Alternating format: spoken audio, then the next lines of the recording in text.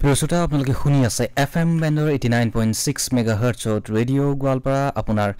নিজৰ ৰেডিঅ'। প্ৰিয়সতা এইবাৰ আগবঢ়াইছোঁ আমাৰ এটি বিশেষ অনুষ্ঠান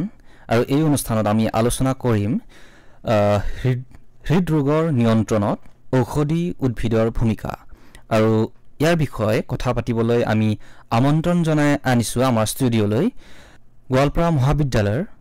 উদ্ভিদ বিজ্ঞান বিভাগৰ সহকাৰী অধ্যাপক ডক্টৰ দুলাল চন্দ্ৰ বৰুৱা ছাৰ আৰু গোৱালপাৰা মহাবিদ্যালয়ৰ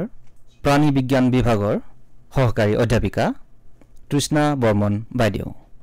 আহকচোন আমি এই বিষয়ে কথা পাতোঁ। মেম ছাৰ আপোনালোক দুয়োকে আমাৰ ষ্টুডিঅ'লৈ স্বাগতম জনাইছোঁ। আমি আমাৰ আলোচনা আৰম্ভ কৰোঁ আৰু পোনপ্ৰথমতে আমি তৃষ্ণা বাইদেউৰ পৰা আৰম্ভ কৰিম। ধন্যবাদ। নমস্কাৰ ছাৰ। নমস্কাৰ। পুনতে আপোনাক ৰেডিঅ' গোৱালপাৰাৰ ষ্টুডিঅ'ৰ মজিয়ালৈ স্বাগতম জনাইছোঁ। ধন্যবাদ। আৰু ময়ো আজি আপোনালোকে ৰেডিঅ' গোৱালপাৰা 89.6 FM-লৈ নিমন্ত্ৰণ জনোৱাৰ বাবে 89.6 FM-ৰ সমূহ পৰিয়াললৈ ধন্যবাদ জ্ঞাপন কৰিছোঁ। হয় ছাৰ। ছাৰ, আমি জানো যে আপুনি এক দীঘলীয়া সময় ধৰি সক্ৰিয় গৱেষণাত ব্ৰতী হৈ আছে। ছাৰ, আজিৰ আলোচনা আৰম্ভ কৰাৰ আগতে আমি আপোনাৰ গৱেষণাৰ ক্ষেত্ৰখনৰ কথা কিছু কথা জানিব বিচাৰিম ছাৰ। হয়, আমি যিহেতু সকলো অৱগত যে আমাৰ উত্তৰ পূৰ্বাঞ্চলখন ঔষধি উদ্ভিদৰ প্ৰাণকেন্দ্ৰস্বৰূপ বুলি ক'ব পাৰোঁ। আমাৰ ইয়াত পৰ্বত ভৈয়াম সকলোতে বিভিন্ন প্ৰকাৰৰ ঔষধি উদ্ভিদ পোৱা যায় আৰু প্ৰাচীনকাল অতীজৰ পৰাই আমাৰ বিভিন্ন ৰোগ প্ৰতিৰোধৰ কাৰণে ঔষধি উদ্ভিদসমূহ ব্যৱহাৰ কৰি আছে। যদিও এই ব্যৱহাৰ কৰি থকা হৈছে, কিন্তু এই ঔষধি উদ্ভিদবিলাকৰ বিজ্ঞানসন্মত যিটো গৱেষণা হ'ব লাগে বা ইয়াৰ গুণাগুণ সম্পৰ্কে যিবিলাক পৰীক্ষা চলাব লাগে, এইখিনি ইমান দৰে হৈ উঠা নাই। আৰু মোৰ গৱেষণাৰ বিষয়বস্তু হ'ল যে আমি আমাৰ হৃদৰোগৰ কথা ইতিমধ্যে কোৱা হৈছে যে হৃদৰোগৰ ক্ষেত্ৰত মূলতঃ দেখা যায় যে হাইপাৰ লিপিডিমিয়া বুলি যাক কোৱা হয় যে আমাৰ লিপিড প্ৰফাইল বাঢ়ি যায়, আৰু এই লিপিড প্ৰফাইলৰ বাধা দিব পৰা কিবা ঔষধি উদ্ভিদ আমি উত্তৰ পূৰ্বাঞ্চলত পাওঁ নেকি, আৰু এইবিলাকৰ মানে বিজ্ঞানসন্মতভাৱে ইয়াৰ বিশ্লেষণ কৰি কৰাটোৱে আমাৰ মূল উদ্দেশ্য আমাৰ। হয় ছাৰ। ছাৰ, আপুনি ইতিমধ্যে বহুকেইটা প্ৰজেক্ট ভালদৰে সমাপ্ত কৰিছে। বৰ্তমানেও আপুনি বহুখিনি গৱেষণাত ব্ৰতী হৈ আছে। ইয়াৰ বাহিৰেও আপোনাৰ গৱেষণাৰ ক্ষেত্ৰখনৰ কিছু কথা আমাক জনাব নেকি? হয়, মোৰ PhD গৱেষণাৰ বিষয় আছিল আমি উত্তৰ পূৰ্বাঞ্চলত এবিধ ঔষধি উদ্ভিদ পোৱা যায় যাক ক্লেৰডেণ্ডন কলিব্ৰিকেনাম চাইণ্টিফিক নেম, আৰু ইয়াক লোকেলি নেফাফু বুলি কোৱা হয়। আৰু আমাৰ হাই ব্লাড প্ৰেছাৰ থাকিলে আমাৰ ইয়াত ব্যৱহাৰ কৰি থাকে এই উদ্ভিদটো। আৰু ইয়াৰ মানে হাইপাৰ লিপিডিমিয়া, যিটো মই ইতিমধ্যে কৈছোঁ যে আমাৰ হৃদৰোগৰ মূল কাৰণেই হ'ল আমাৰ ব্লাডত লিপিড প্ৰফাইলটো, টোটেল কলেষ্ট্ৰল, ট্ৰাইগ্লিচাৰাইড এইবিলাক বাঢ়ি যোৱাটো মূল কাৰণ হয়। আৰু ইয়াক আমাৰ এই ঔষধি উদ্ভিদবিলাকে কিবা নিয়ন্ত্ৰণ কৰিব পাৰি নেকি, সেই বিষয়ে মই চাইছিলোঁ PhD ক্লেৰডেণ্ডন কলিব্ৰিকেনামৰ। আৰু তাত থকা বিভিন্ন বায়'কেমিকেল কনষ্টিটুৱেণ্টবিলাক এনালাইচিছ কৰিছিলোঁ তাত। আৰু আমি বিজ্ঞানীসকলে পাইছে যে হাইপাৰ লিপিডিমিয়াৰ ক্ষেত্ৰত কিছুমান ছেকেণ্ডেৰী মেটাবলাইট আছে, পলিফিনল বা টেনিন, কেটাচিন এনেকুৱা কম্পাউণ্ডবিলাক থাকিলে সাধাৰণতে হাইপাৰ লিপিডিমিয়াত ভাল কাম কৰে। আৰু মোৰ এই উদ্ভিদজোপাত চাইছিলোঁ যে এই কেমিকেলখিনি কিমান পৰিমাণৰ আছে। তাৰ উপৰিও আৰু ইয়াক আমি এনিমেলৰ এক্সপেৰিমেণ্টো কৰিছিলোঁ ৰেটত আমি হাইপাৰ লিপিডিমিয়া আৰ্টিফিচিয়েলি ইনডিউচ কৰি পেলাই আমি এই মেডিচিনেল প্লেণ্টটো দি চাইছিলোঁ, আৰু তাৰ খুব ভাল ফলাফল আমি লাভ কৰিছিলোঁ যে আমাৰ যিটো নেফাফুটো যিটো আমি ট্ৰেডিশ্যনেলি খাই আছোঁ হাইপাৰ টেনশ্যন বা হাইপাৰ লিপিডিমিয়াৰ কাৰণে, আমাৰ লিপিড প্ৰফাইল কমাত বহুত ভাল কাম কৰে। আৰু ইয়াক আমি যিটো ষ্টেণ্ডাৰ্ড ড্ৰাগ, আমাৰ হাইপাৰ লিপিডিমিয়া হ'লে সাধাৰণতে ষ্টেটিন বা ফাইব্ৰেট এনেকুৱা ড্ৰাগবিলাক দিয়া যায়। এই চিন্থেটিক ড্ৰাগবিলাকৰ লগত আমাৰ মেডিচিনেল প্লেনটো আমি কম্পেয়াৰ কৰিছিলোঁ, আৰু কম্পেয়াৰ কৰোঁতে আমি সমপৰ্যায়ৰ ৰিজাল্ট পাইছিলোঁ মানে চিন্থেটিক ড্ৰাগবিলাকৰ লগত। হয় ছাৰ। ছাৰ, বৰ্তমান সময়ত বহু অধ্যয়নে প্ৰকাশ কৰিছে যে অসমত যোৱা কেইটামান বছৰত হৃদৰোগীৰ সংখ্যা যথেষ্টভাৱে বৃদ্ধি হৈছে। বিশেষকৈ ডেকা বয়সৰ মানুহখিনিৰ মাজত হৃদৰোগৰ আশংকা বৃদ্ধি পাইছে। ছাৰ, আপুনি হৃদৰোগৰ কাৰণসমূহৰ কিছু কথা আমাক জনাব নেকি? নিশ্চয়। হৃদৰোগৰ ক্ষেত্ৰত মানে গোটেই বিশ্বতে হৃদৰোগৰ সম্পৰ্কীয় মৃত্যু ছেকেণ্ড হায়েষ্ট হয় মানে এক্সিডেণ্টৰ পাছতে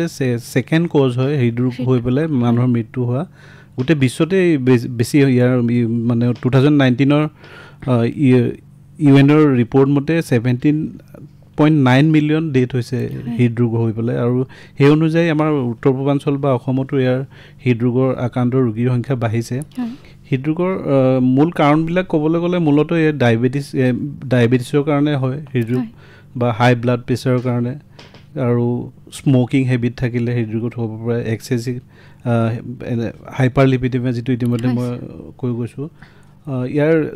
হৃদৰোগ সম্পৰ্কীয় যিবিলাক কাৰণ আছে তাক মূলতঃ দুটা ভাগত ভাগ কৰিব পাৰি কিছুমান মডিফাই কৰিব পাৰোঁ আমি যাক মানে প্ৰিভেণ্ট কৰিব পাৰোঁ আমাৰ হাতত থাকে আৰু কিছুমান আমাৰ হাতত নাথাকে যেনে ধৰক ডায়েবেটিছ বা হাই ব্লাড প্ৰেছাৰ হওক বা জেনেটিক কাৰণতো হৃদৰোগ হ'ব পাৰে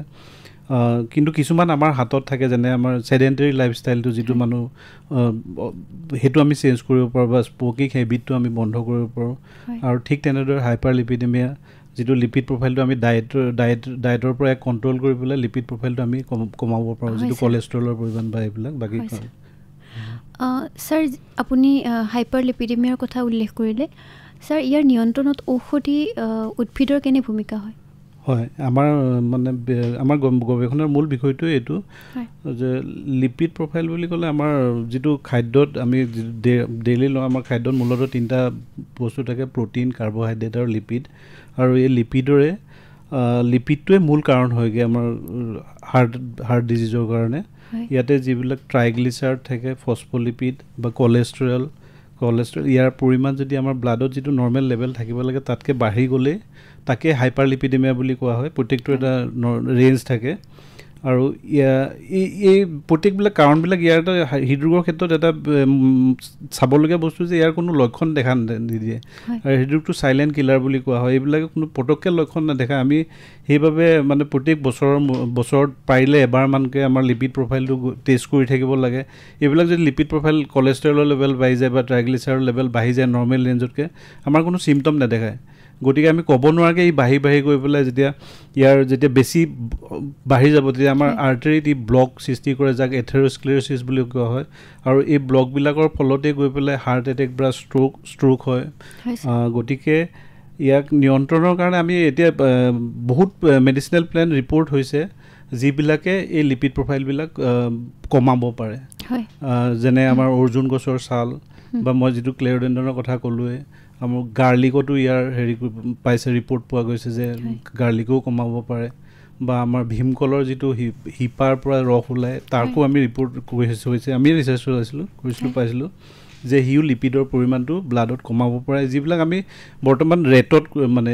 এনিমেল এক্সপেৰিমেণ্টত পোৱা গৈছে ফল ইয়াৰ মানে ভাল ফল দেখায় বুলি তেনেকৈ অসংখ্য উদ্ভিদ পোৱা গৈছে এতিয়া উত্তৰ পূৰ্বাঞ্চলত যি হাইপাৰলিপিডিমিয়াত কাম কৰে মানে ছাৰ এইখিনিতে মই এটা সোধোঁ আপুনি দুই এটা উদ্ভিদৰ নাম লৈছে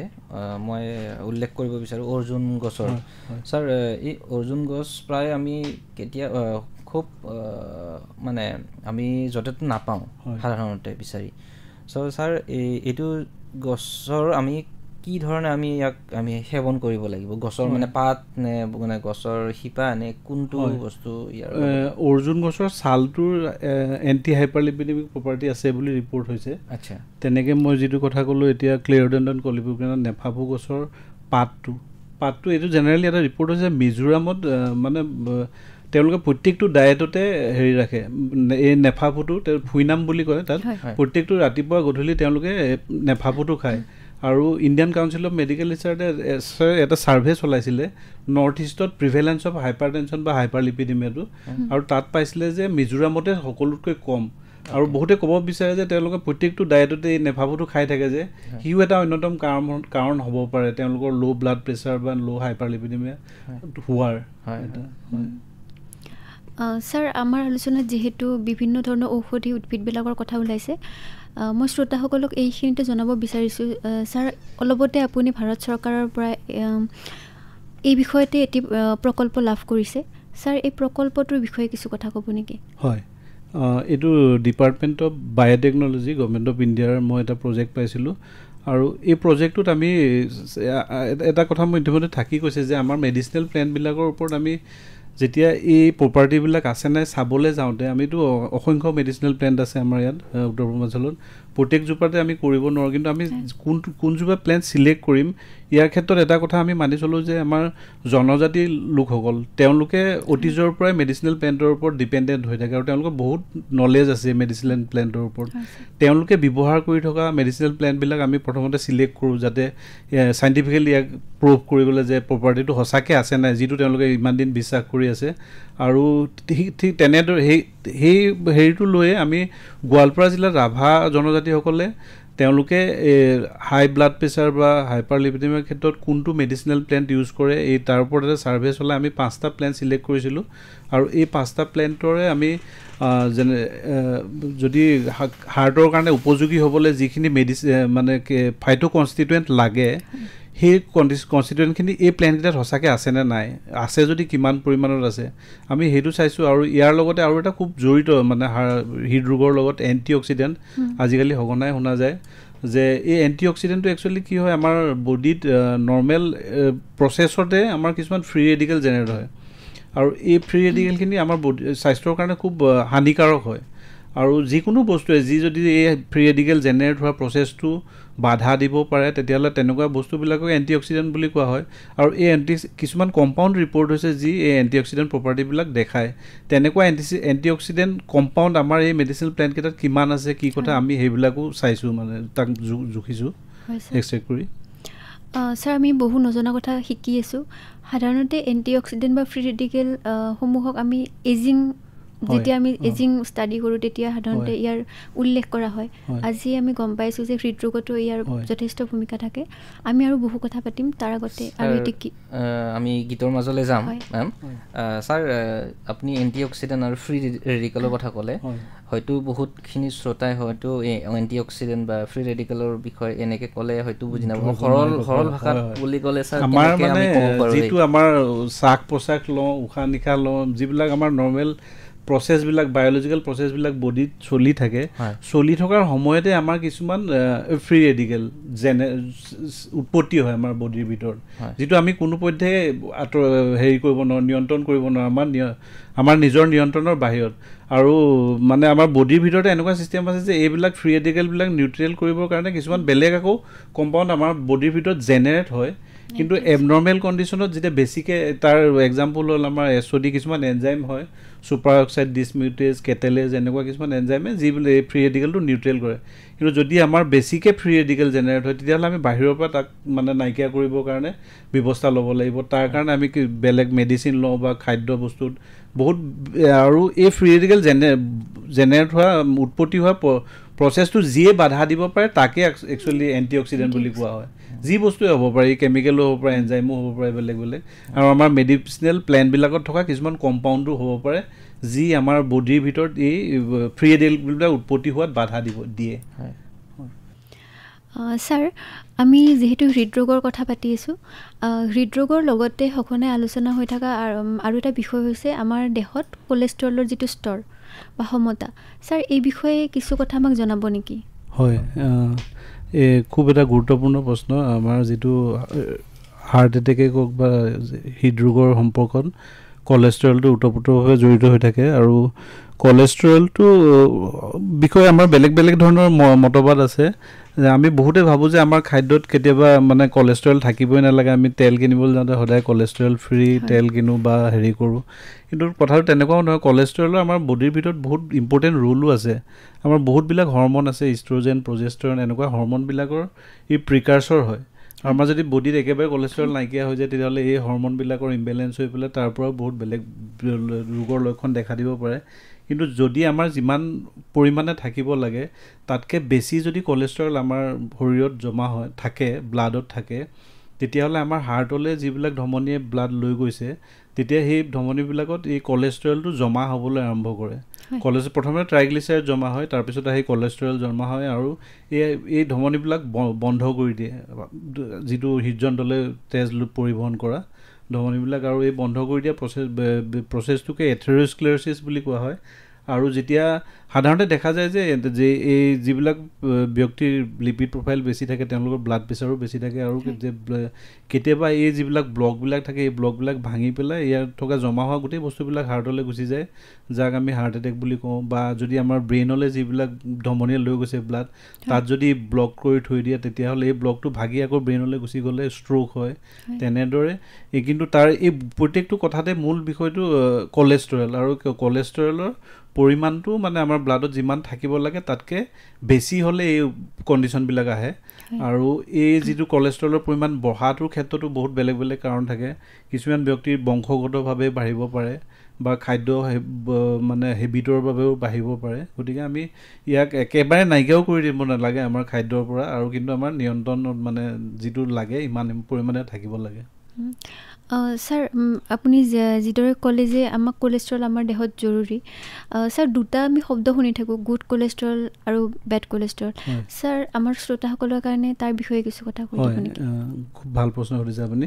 আমাৰ কলেষ্ট্ৰলক দুটা ভাগত ভাগ কৰি থৈছে এটা গুড কলেষ্ট্ৰল বুলি কয় আৰু এটা বেড কলেষ্ট্ৰল বুলি কয় এই কলেষ্ট্ৰলবিলাক সৃষ্টি হয় আমাৰ লিভাৰত তাৰ পৰা সৃষ্টি হয় আমাৰ বেলেগ বেলেগ শৰীৰৰ বিভিন্ন অংগলৈ কঢ়িয়াই লৈ যায় আৰু এইবিলাক সাধাৰণতে লিপিড গোটেইবিলাকে ৱাটাৰ ইনচলিবল হয় ব্লাডত চলিবল হ'ব নোৱাৰে গতিকে তাত কিছুমান পেকেটৰ সহায়ত বেলেগ বেলেগ জেগালৈ পৰিবহণ কৰা হয় আৰু এই পেকেটবিলাকৰ দুটা নাম আছে এটা HDL যাক হাই ডেঞ্চিটি লিপ'প্ৰটিন কলেষ্ট্ৰল বুলি কোৱা হয় আৰু এটাক LDL ল' ডেঞ্চিটি লিপ'প্ৰটিন কলেষ্ট্ৰল HDLত পেকেটটোত যিবিলাক কলেষ্ট্ৰল থাকে সেইবিলাকে গৈ পেলাই আমাৰ লিভাৰৰ পৰা আমাৰ বডিৰ পৰা ওলাই যায় বাইল চল্ট হৈ পেলাই পিছত ওলাই গুচি যায় আৰু LDL বিলাকে আমাৰ শৰীৰৰ বিভিন্ন ঠাইত থকা কলেষ্ট্ৰলবিলাক গোটাই লৈ আহি আকৌ লিভাৰলৈ লৈ আহে আৰু এই LDL পেকেটটোত থকা কলেষ্ট্ৰলবিলাকৰ পৰিমাণ বাঢ়িলে এই ডিপ'জিশ্যন যিটো এথেৰ'স্ক্লেৰ'চিছ বা মই ধমনীত যিটো ব্লক হয় বুলি কৈছোঁ এই ব্লকৰ কাৰণে মূল মানে এই LDL কলেষ্ট্ৰলৰ কাৰণেই হয় আৰু সেইকাৰণে ইয়াক বেড কলেষ্ট্ৰল বুলি কোৱা হয় আৰু ইয়াৰ পৰিমাণটো সদায় আমি চেক কৰি থাকিব লাগে মাজে মাজে বছৰত এবাৰ হ'লেও যে LDL কলেষ্ট্ৰল বা টোটেল কলেষ্ট্ৰলৰ পৰিমাণটো নৰ্মেল ৰেঞ্জৰ ভিতৰত আছে নে নাই আৰু যদি বাঢ়িছে তাৰ কাৰণে মেডিচিন আছে মেডিচিন খাব লাগে আমি যিহেতু ইয়াৰ কোনো উপসৰ্গ নাই এই কলেষ্ট্ৰলৰ পৰিমাণ বাঢ়িলে কোনো বেলেগ চিমটম নেদেখায় ব্যক্তিজনে একো গম নাপায় গতিকে তাৰ পৰা হেৰি কৰাৰ উপায় হ'ল যে আমি মাজে মাজে এইটো লিপিড প্ৰফাইলটো বছৰেকত এবাৰ হ'লেও আমি চাব লাগে হয় স্যাৰ আমি যিহেতু ঔষধি উদ্ভিদৰ কথা পাতি আছিলোঁ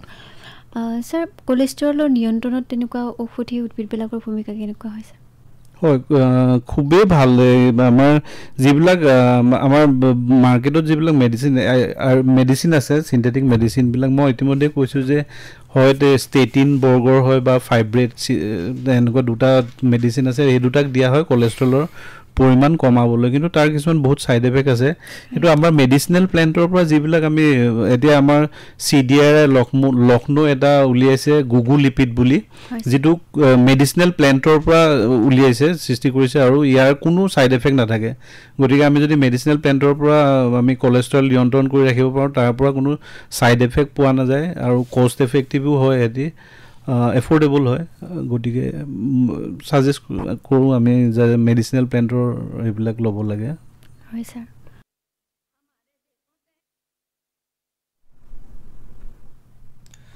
প্ৰিয় শ্ৰোতা আপোনালোকে শুনি আছে FM বেণ্ডৰ 89.6 মেগাহাৰ্টছত ৰেডিঅ' গোৱালপাৰা আপোনাৰ নিজৰ ৰেডিঅ' আৰু আমি কথা পাতি আছোঁ এটি বিষয় লৈ যাৰ সেইটো বিষয় হৈছে আপোনালোকক আকৌ এবাৰ জনাই দিওঁ যে হৃদৰোগৰ নিয়ন্ত্ৰণত ঔষধি উদ্ভিদৰ ভূমিকা আৰু ইয়াৰ বিষয়ে কথা পাতিবলৈ আমি আমন্ত্ৰণ জনাই আনিছোঁ আমাৰ গোৱালপাৰা মহাবিদ্যালয়ৰ দুগৰাকী সহকাৰী অধ্যাপক ডক্টৰ দুলাল চন্দ্ৰ বৰুৱা ছাৰ আৰু তৃষ্ণা বৰ্মন বাইদেউ ছাৰ মোৰ এটা প্ৰশ্ন যে আমি কথা পাতি আছোঁ হৃদৰোগৰ বিষয়ে আৰু এই ছাৰ এই ৰোগৰ পৰা আমি পৰিত্ৰাণ পোৱাৰ বাবে আমি সাধাৰণতে আমি দৈনন্দিন জীৱনত কি কৰা উচিত আপোনাৰ মতে আপুনি কি ক'ব হয় মই ইতিমধ্যে কৈছিলোঁ যে আমাৰ হৃদৰোগৰ ৰিস্ক ফেক্টৰবিলাক যিবিলাক আছিলে তাৰ মূলতঃ হ'ল আমাৰ ডায়েবেটিছ হাই ব্লাড প্ৰেছাৰ বা চেডেণ্টেৰী লাইফ ষ্টাইল মানে কোনো কাৰ্য নকৰাকৈ বহি থকা স্মকিং আৰু হাইপাৰলিপিডিমা এইবিলাক ইয়াৰ এই ৰিস্ক ফেক্টৰবিলাক চাবলৈ গ'লে আমি দেখোঁ যে কিছুমান আমি পৰিৱৰ্তন কৰিব পাৰোঁ, কিছুমান নোৱাৰোঁ। যিবিলাক ডায়েবেটিছ বা হাই ব্লাড প্ৰেছাৰ যদি আমাৰ আছে, আমি ইয়াক নিয়ন্ত্ৰণ কৰাৰ বাবে আমাৰ বেলেগ উপায় নাই। কিন্তু ইয়াৰ এটা অন্যতম ৰিস্ক ফেক্টৰ হ'ল যে আমাৰ নিকোটিন ডিপেণ্ডেঞ্চি, যিটো স্মকিং আমাৰ, এইবিলাক আমি বন্ধ কৰিব পাৰোঁ। আৰু আমাৰ যিটো চেডেণ্টেৰী লাইফষ্টাইল, আমি ডেইলি এক্সাৰচাইজ কৰিব পাৰোঁ 40 মিনিট 45 মিনিটমানকৈ। ইয়াৰ পৰা পৰিত্ৰাণ পাবলৈ হ'লে আমাৰ খাদ্যত আমাৰ লিপিডৰ পৰিমাণটো আমি কমাব পাৰোঁ। আৰু যিবিলাক ডায়েবেটিছ বা হাই ব্লাড এইবিলাক কণ্ট্ৰলত ৰাখিলে আমি, আৰু মূল প্ৰিভেণ্টেবল হয়, মানে 90% প্ৰিভেণ্টেবল CVD-টো, কাৰ্ডিঅ'ভাস্কুলাৰ ডিজিজটো। যদি মই ইতিমধ্যে কৈছোঁ যে ইয়াৰ কোনো লক্ষণ নাথাকে, গতিকে আমি যদি চাই থাকোঁ, যে টেষ্ট কৰি থাকোঁ, প্ৰত্যেক বছৰে এবাৰ হ'লেও লিপিড প্ৰফাইলটো চাওঁ। যদি আমাৰ লিপিড প্ৰফাইলত কলেষ্ট্ৰল, ট্ৰাইগ্লিচাৰাইডৰ পৰিমাণ বাঢ়িছে, তাক কমাবৰ কাৰণে আমি ব্যৱস্থা ল'ব লাগিব। আমাৰ যিবিলাক মই ক'লোঁ এক্সাৰচাইজ বা এইবিলাক যিবিলাক বদ অভ্যাস যদি আছে, এইবিলাক এৰিব লাগিব। আৰু লগতে খাদ্যাভ্যাসটো নিয়ন্ত্ৰণ কৰিব লাগিব। কৰিলে আগতীয়াকৈ গম পালে ইয়াক নিয়ন্ত্ৰণ কৰিব পাৰি। আৰু কিন্তু আমি যদি কোনো সজাগতা নলওঁ, এই চাইলেণ্ট কিলাৰ বুলিও কোৱা হয়, কোনো গম নোপোৱাকৈ আমাৰ হাৰ্ট এটেক, ষ্ট্ৰ'ক হৈ পেলাই ব্যক্তিৰ জীৱনো লৈ লয়। হয় ছাৰ। ছাৰ, আপুনি দৈনন্দিন জীৱনৰ যিটো অভ্যাসৰ কথা ক'লে, এইখিনিতে মই এটা প্ৰশ্ন সুধিব বিচাৰিছোঁ। ছাৰ, ষ্ট্ৰেছ বা চাপ আৰু যিটো আমাৰ স্লিপ চাইকেল, তাৰ লগত কেনেধৰণে জড়িত হয়? ওতঃপ্ৰোতভাৱে খুব সুন্দৰ প্ৰশ্ন সুধিছে। এইটো ওতঃপ্ৰোতভাৱে জড়িত। আমাৰ ষ্ট্ৰেছটো যিটো আছে, মই ইতিমধ্যে কৈছিলোঁ যে ফ্ৰী ৰেডিকেলৰ কথা কৈছিলোঁ। আমাৰ অক্সিডেটিভ ষ্ট্ৰেছ বুলি এটা বস্তু আছে, আৰু বিভিন্ন ষ্ট্ৰেছ যদি আমি জোখতকৈ বেছি হয়, তেতিয়াহ'লে আমাৰ বডিত ফ্ৰী ৰেডিকেল জেনেৰেশ্যন হোৱাটো নৰ্মেলতকৈ বাঢ়ি গুচি যায়। আৰু তাক আমি কণ্ট্ৰল কৰিবলৈ হ'লে, মানে ষ্ট্ৰেছৰ কাৰণে আমাৰ বহুত বেলেগ ফ্ৰী ৰেডিকেল জেনেৰেট হোৱাৰ ফলতে আমাৰ বেলেগ ধৰণৰ বেমাৰ হ'ব পাৰে। ফ্ৰী ৰেডিকেলবিলাক চেইন ৰিয়েকশ্যন কৰে বডিৰ ভিতৰত, ই প্ৰত্যেকটো বায়'মলিকুলকে কনভাৰ্ট কৰিব পাৰে, কাৰ্বহাইড্ৰেটেই হওক বা প্ৰটিনেই হওক বা লিপিডেই হওক। গতিকে তাৰ ফলত বেলেগ বেমাৰ হ'ব পাৰে। গতিকে আমাৰ ষ্ট্ৰেছটো এটা অন্যতম কাৰণ হয় বিভিন্ন বেমাৰৰ কাৰণে, লগতে আমাৰ হৃদৰোগৰ কাৰণেও। হয় ছাৰ। হয় ছাৰ, বহুত ধন্যবাদ। আৰু ছাৰ, আমি আপোনাৰ গৱেষণাৰ বিষয়ে শুনিলোঁ আৰু বহুতখিনি কথা আজি গম পালোঁ, শিকিলোঁ। আমাৰ শ্ৰোতাসকলো বহুতখিনি উপকৃত হ'ব বুলি মই খুব আশাবাদী। আৰু ছাৰ, এই বিষয় লৈ ভৱিষ্যতে আপোনাৰ কেনেকুৱা ধৰণৰ পৰিকল্পনা আছেনে? আপুনি গৱেষণা যি কৰি আছে? আমি ইতিমধ্যে গোৱালপাৰা মহাবিদ্যালয়তে আমি এটা লেবৰেটৰী এষ্টাব্লিছ কৰিছোঁ DBTৰ ফাণ্ডৰ পৰা। মানে প্ৰায়বিলাক আমাৰ ইয়াতে ইনষ্ট্ৰুমেণ্ট আছে বৰ্তমান। আৰু আমি মেডিচিনেল প্লেণ্টবিলাকৰ ফাইটোকেমিকেল এনালাইচিছবিলাক, যিবিলাক কম্পাউণ্ড ৰিপৰ্ট হৈছে আমাৰ, এইবিলাক বিভিন্ন বেমাৰ এগেইনষ্টত সুফল পোৱা যায়, সেই কম্পাউণ্ডবিলাক আমাৰ নৰ্থ ইষ্টত এভেইলেবল, বিশেষকৈ গোৱালপাৰাত এভেইলেবল, যিবিলাক প্লেণ্টবিলাকত কিমান পৰিমাণে আছে আৰু এইবিলাকৰ পৰা সেই বিষয়ে জনাটো। দ্বিতীয়তে মোৰ এটা পৰিকল্পনা আছে যে আমাৰ এইবিলাক মেডিচিনেল প্লেণ্টবিলাকৰ যদি আমি এই কম্পাউণ্ডবিলাক আছে বুলি গম পাওঁ, বা ভাল ফল দেখায় বুলি গম পাইছোঁ, বা ইয়াক ট্ৰেডিশ্যনেলি ইউজ কৰি আছে, তাক আমি তেতিয়ালৈকে কেতিয়াও ছাজেষ্ট কৰিব নোৱাৰোঁ যেতিয়ালৈকে আমি এনিমেল এক্সপেৰিমেণ্টত ইয়াক প্ৰুভ কৰিব নোৱাৰোঁ। গতিকে আমি এটা যদি গোৱালপাৰা মহাবিদ্যালয়তে এনিমেল হাউচ ফেচিলিটি, য'ত আমি এনিমেল এক্সপেৰিমেণ্টটো কৰিব পাৰোঁ, যাতে আমি বৰ্তমান এতিয়া সেইটো কৰিব পৰা অৱস্থাত নাই। আমি কেৱল কেমিকেল এনালাইচিছতে সীমাবদ্ধ আছোঁ। অনাগত দিনত আমি এটা এনিমেল হাউচো ইয়াতে গোৱালপাৰা মহাবিদ্যালয়ত স্থাপন কৰি আমি নেক্সট ষ্টেপ যিটো, মানে যদি আমি ভাল প্লেন পাইছোঁ যে এইটো ভাল কম্পাউণ্ডবিলাক আছে, তাক এনিমেল এক্সপেৰিমেণ্টত প্ৰুভ কৰি, আৰু আহি থকা দিনবিলাকত যদি আমি ইয়াক চেষ্টা কৰিম যাতে মেডিচিনলৈ কনভাৰ্ট কৰা। ইতিমধ্যে আমি কৈ ভাল পাম যে মোৰ যিটো PhD প্লেণ্ট আছিলে ক্লিৰডেণ্ডন কলিব্ৰিকেনাম নেফাভোটো, আমি এইটো গুৱাহাটী আয়ুৰ্বেদিক মহাবিদ্যালয়ৰ লগত এটা যৌথ প্ৰচেষ্টাত আমি হিউমেন ট্ৰায়েল, মানে মানুহকো আমি এইটো এতিয়া দি আছোঁ। প্ৰজেক্টটো চলি আছে। এইটো তাৰ এতিয়া ফল কমপ্লিট ৰিজাল্টটো অহা নাই, আৰু সুফল পোৱা গৈছে যে মানে এনিমেল এক্সপেৰিমেণ্টত প্ৰুভ হোৱাৰ পিছত আমি হিউমেন ট্ৰায়েলো চলি আছে ইয়াৰ। তেতিয়া ইয়াক আমি আহি থকা দিনবিলাকত ইয়াকো মেডিচিন হিচাপে মাৰ্কেটত এৰি দিব পাৰিম। হয় ছাৰ। ছাৰ, আজিৰ আলোচনাত আমি হৃদৰোগ আৰু ইয়াৰ নিয়ন্ত্ৰণত ঔষধি উদ্ভিদৰ ভূমিকাৰ বিষয়ে যথেষ্টখিনি কথা গম পালোঁ। আমাৰ নিমন্ত্ৰণ ৰক্ষা কৰি আপুনি আমাৰ মাজত উপস্থিত হোৱাৰ বাবে আপোনাক বহুত ধন্যবাদ। ময়ো আমাৰ গোৱালপাৰা মহাবিদ্যালয় 89.6 FM সমূহ পৰিয়ালবৰ্গলৈ ধন্যবাদ আৰু কৃতজ্ঞতা জ্ঞাপন কৰিছোঁ, মোক মাতি আনি মোৰ এই কথাখিনি ক'বলৈ সুযোগ দিয়াৰ বাবে। হয় ছাৰ, ভৱিষ্যতে নিশ্চয় আৰু আমি লগ পাম আৰু এই বিষয়ে কথা পাতিম। আজিলৈ আমাৰ সময় হৈছে। মই ধন্যবাদ জ্ঞাপন কৰিছোঁ ৰাহুল, আপুনিও আমাৰ লগত আলোচনাত অংশগ্ৰহণ কৰাৰ বাবে। আৰু খুব ভাল লাগিল আজি কথা পাতি। ছাৰৰ পৰা বহুতখিনি আমি নলেজ পালোঁ, বহুতখিনি জ্ঞান পালোঁ, নজনা কথা কিছুমান আমি বহুতখিনি পালোঁ আৰু শ্ৰোতাসকলেও হয়তো বহুতখিনি উপকৃত হ'ব আজি। হয়, আৰু আজিৰ আলোচনা আমি ইমানতে সামৰিব বিচাৰিছোঁ। ধন্যবাদ।